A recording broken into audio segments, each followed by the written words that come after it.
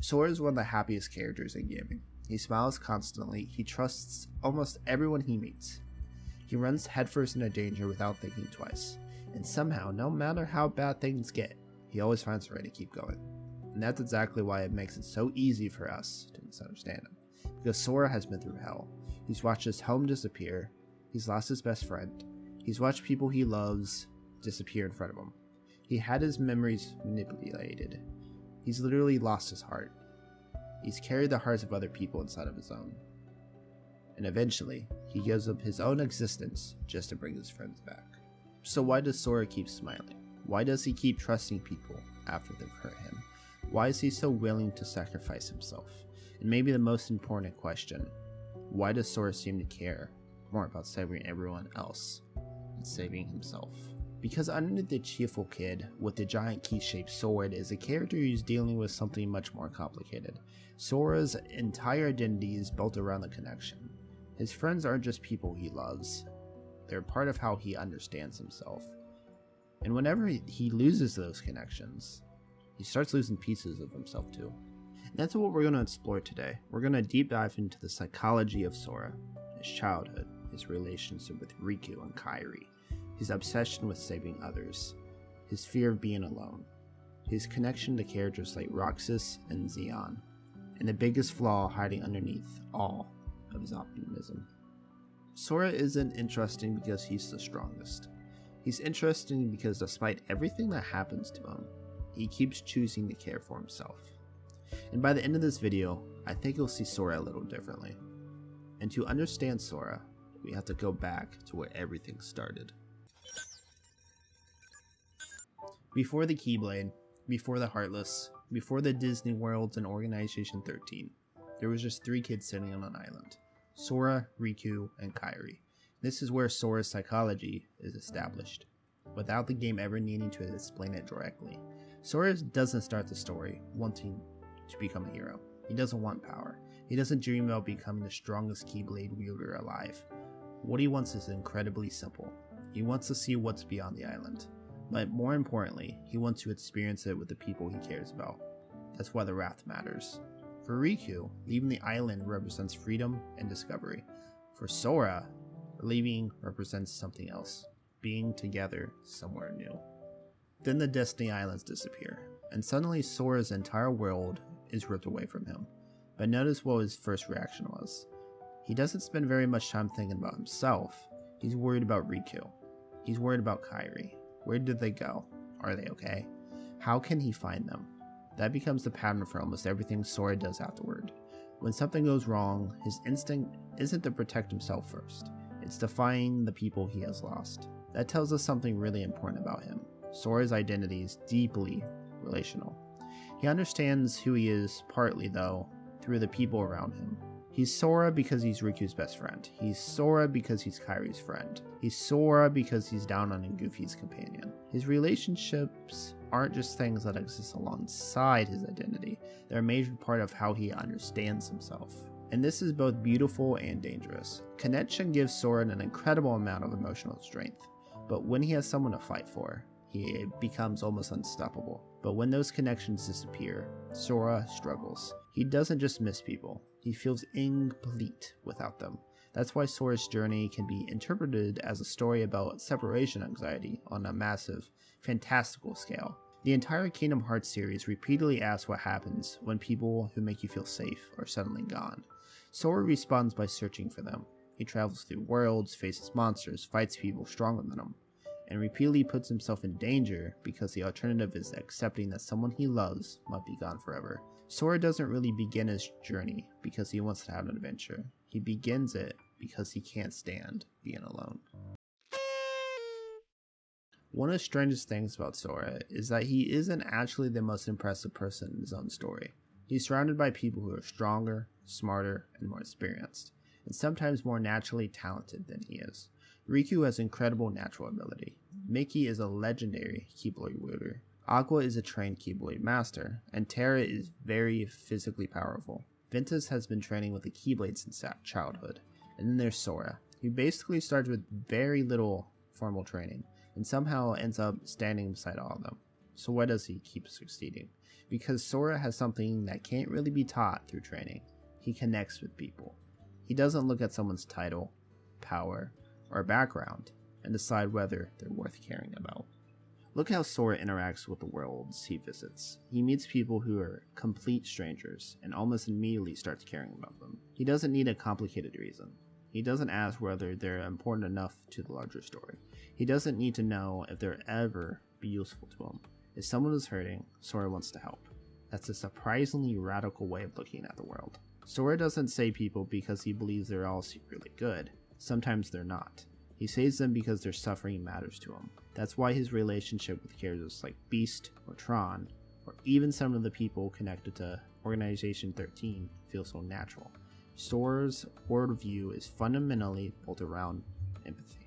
But there's another reason why this matters. Sora's ability to connect with people gives him something that characters obsessed with power don't always have: perspective. Riku spends most of his early story trying to become strong enough that nothing can control him. Sora isn't really interested in controlling the world. He wants to experience it with other people. That's a huge difference. Riku asks, "How do I become strong enough?" Sora asks, "How can I help?"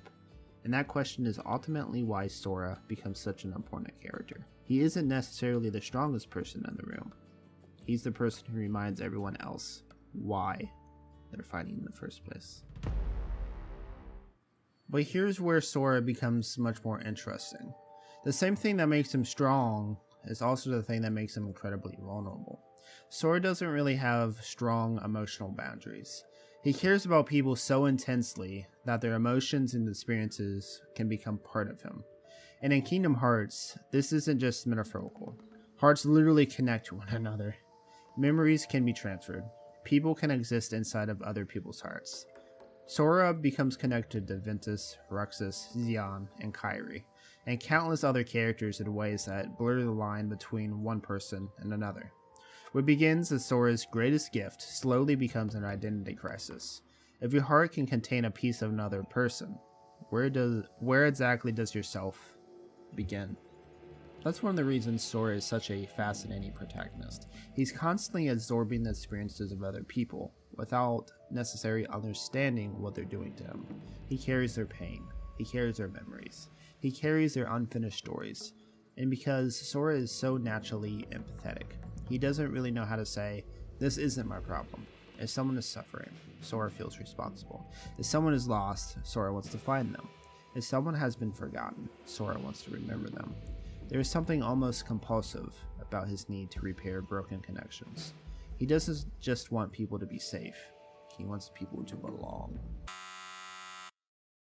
There's an important moment in the first Kingdom Hearts that says a lot about Sora's character. After Sora arrives in Traverse Town, the Keyblade is initially something that gives him purpose. Suddenly, this ordinary kid from a small island has a legendary weapon. But eventually, Riku takes it from him, and for Sora that's devastating. Not just because he loses a weapon, but because he's confronted with the possibility that maybe he isn't special after all. Maybe Riku was always the person who was supposed to have it. Maybe Sora was just standing in the right place at the right time. And yet, even without the Keyblade, Sora keeps going. That's the important part. His worth doesn't disappear when the weapon does. Eventually, the Keyblade returns to Sora, but the important thing isn't simply that the weapon chooses him again. It's what Sora does before that happens. He keeps moving. He keeps looking for Kairi. He keeps searching for Riku. He keeps helping people. His identity isn't actually created by the Keyblade. The Keyblade simply becomes a symbol of something that already exists inside him. Sora's strength comes from his willingness to keep going, even when he has no guarantee that it will win. He doesn't need a certainty to act. He just needs someone he believes is worth fighting for. And that separates Sora from a lot of other characters in Kingdom Hearts. Riku believes strength can give him freedom. Terra wants to prove himself. Aqua wants to protect the people she cares about. Even Xehanort is obsessed with understanding the fundamental nature of light and darkness. Sora's motivation is much simpler though.